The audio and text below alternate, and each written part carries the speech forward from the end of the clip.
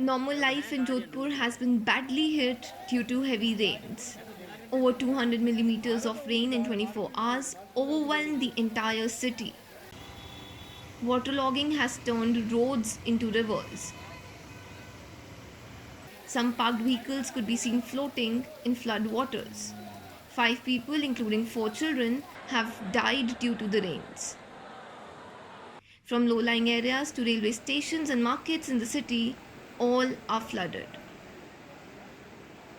More rains are predicted for the city due to a low pressure area over southwest Rajasthan. A Times online report.